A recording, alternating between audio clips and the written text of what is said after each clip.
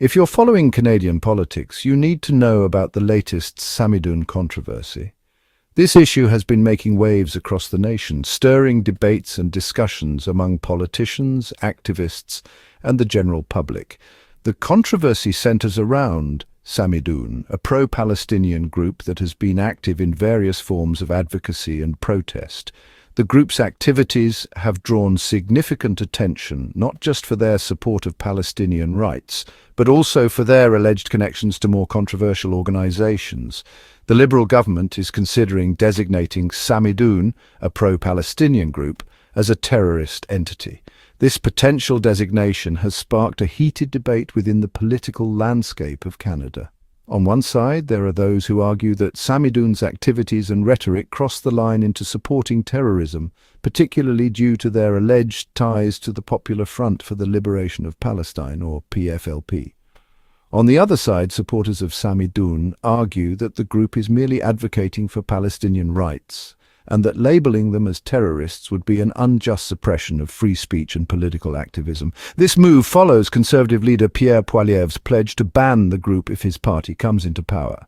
Poilievre has been vocal about his stance on Samidoun, framing it as a matter of national security and public safety.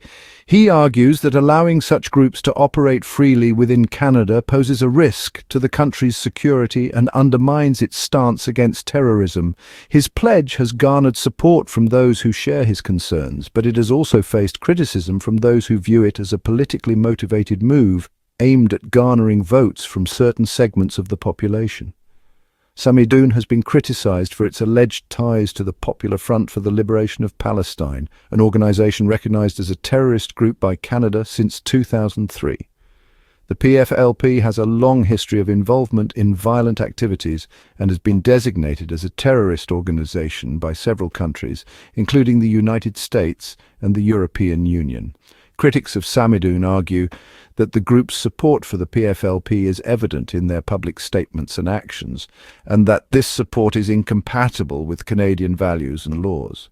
However, Samidoun and its supporters deny these allegations, insisting that their focus is on advocating for the rights of Palestinians and that they do not support terrorism in any form. Justice Minister Arif Virani and other Liberal MPs have voiced their concerns over Samidoun's actions and rhetoric, especially in light of recent events involving Hamas. The recent escalation of violence in the Middle East, particularly the conflict between Israel and Hamas, has brought renewed attention to groups like Samidoun. Virani and his colleagues argue that in this context it is more important than ever to ensure that groups operating within Canada are not contributing to or supporting violence and terrorism. They emphasize the need for a careful and thorough review of Samidoun's activities and connections before making any decisions about its designation. The group's public statements and protest actions have heightened tensions, leading to calls from national Jewish advocacy organizations for immediate action.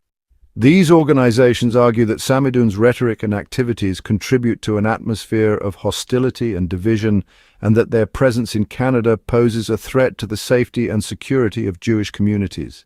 They have been vocal in their demands for the government to take swift and decisive action against Samidoun, including designating the group as a terrorist entity and banning its activities. These calls have added to the pressure on the Liberal government to make a decision on the matter. As the government weighs its options, the decision on Samidoun will have significant implications for both Canadian domestic politics and foreign policy. Domestically, the decision will impact the political landscape, influencing public opinion and potentially affecting the outcome of future elections.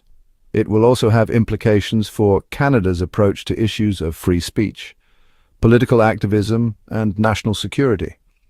On the international stage, the decision will be closely watched by other countries and could affect Canada's relationships with its allies and its stance on the Israeli-Palestinian conflict. The government must carefully consider all these factors as it deliberates on the issue. Stay tuned for more updates on this developing story. The situation is evolving rapidly and new developments are expected in the coming days and weeks. As the debate continues, it is important to stay informed and engaged with the latest news and analysis. Whether you are a supporter of Samidoun, a critic, or simply an interested observer, the outcome of this controversy will have far-reaching consequences for Canadian politics and society. Keep an eye on this space for more information and updates as the story unfolds.